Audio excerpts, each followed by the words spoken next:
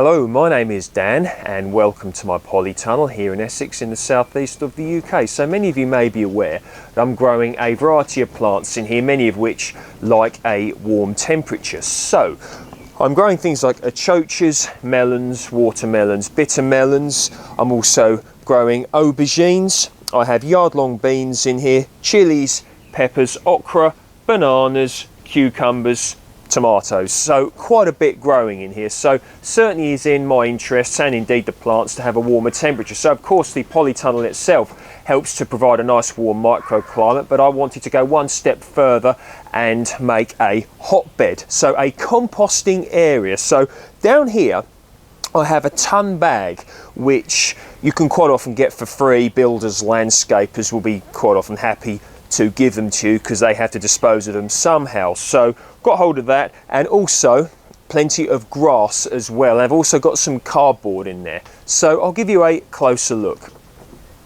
Down here you can see the ton bag. So the majority of the materials in here are grass clippings, which I got from grass cutting jobs I do for people. But hopefully you can get hold of your own grass clippings. Hopefully you've got your own lawn that you can get grass clippings from, or if you haven't got enough from that, which of course it will take some time to get this amount of clippings for the majority of people, maybe your neighbours would be willing to give you their grass cuttings, because quite often people put their grass out the front, don't they, to be taken away by the council. So there it is there. Now I've also got cardboard in there. So grass is a green, otherwise known as a nitrogen, and cardboard is a brown, otherwise known as a carbon. Another option to use for carbon would be fallen leaves in the autumn, so maybe you could find a way of gathering those and keeping them. So you can see it's quite a nice size. Now when you are composting, making a hotbed or whatever, you want about 1 metre squared, which is about 3.3 feet. That way you can get some nice warmth in there, and of course it also helps to heat it up so that you can kill the weed seeds, because you don't want weeds in your resulting compost, or weed seeds in your resulting compost ideally. So what it looks like at the moment is it's really warm in here, really is. And at the moment, that's what the grass looks like. So you can see that it is relatively freshly cut. You can see that I'm growing some plants here in these pots on top of the ton bag with the composting materials in. So I have a variety of plants here. So I have aubergines here, I have chilies, peppers here, I have aubergines here, okra there, cucumbers there, bitter melons here, and some melons here. Now if I put my hand on these pots, I really can feel that they're warm, so the growing medium inside will be nice and warm, and that's lovely for these plants because they will appreciate that. So with regards to a good composting ratio, 50% green to 50% brown can be effective, or another one I like to use is 60% green to 40% brown. So I've had success with these in the past. So looking at this, I really can see that it's going down already. So with regards to watering of this, I didn't give it any water yesterday, because when I water these plants here, naturally the water will drain into the medium underneath. So of course I don't want to overwater it. Now regards to composting, you want it to feel like a damp sponge. You don't want it to be absolutely sodden with water, because it won't work effectively.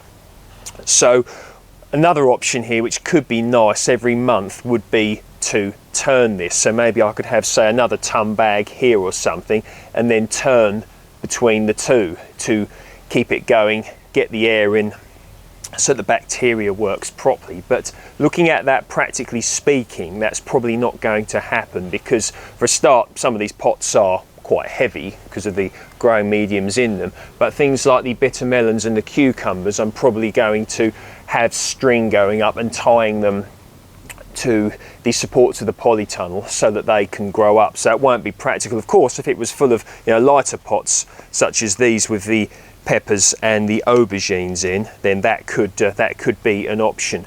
But at the moment it's going to stay like this, and we'll see what it looks like when these plants have all finished. So quite exciting, and if I put my hand on the side of the ton bag there, that really is warm. So of course the warmth should radiate out into the polytunnel. Things like the banana will absolutely love this, and there we are. So of course in the winter this would be very useful as well. If one, or say maybe in the springtime when we're still getting colder weather, when one is bringing on seeds, maybe someone makes some early plantings of something like beetroot in some cell trays, whatever. So there we go. Basically a very simple way of composting, making a hotbed, and also giving plants a nice warm microclimate which will appreciate that, and space saving as well. So some of you might be saying, well, I don't have a polytunnel. Okay, well, you could do this in your garden. So imagine this, or your allotment. So of course, imagine if one had this against a south-facing wall or fence for the extra warmth there. That could be absolutely brilliant. And of course, one could even maybe put like a cold frame or a mini greenhouse over this to keep the heat in. So maybe you're trying to grow something like aubergines or melons, whatever, okra, here in the UK, or indeed a similar climate, but keeping the warmth is an issue. So what you could do is do something like this up against a south-facing wall or fence, or indeed freestanding in your garden. And once again, this could help you with creating a better microclimate to open up doors for you to grow more plants. Anyway, there we are. I hope you enjoyed that, and if you like my work, please feel free to like, share, subscribe. Any comments, questions or whatevers, please feel free to post below, and I shall see you in the next video.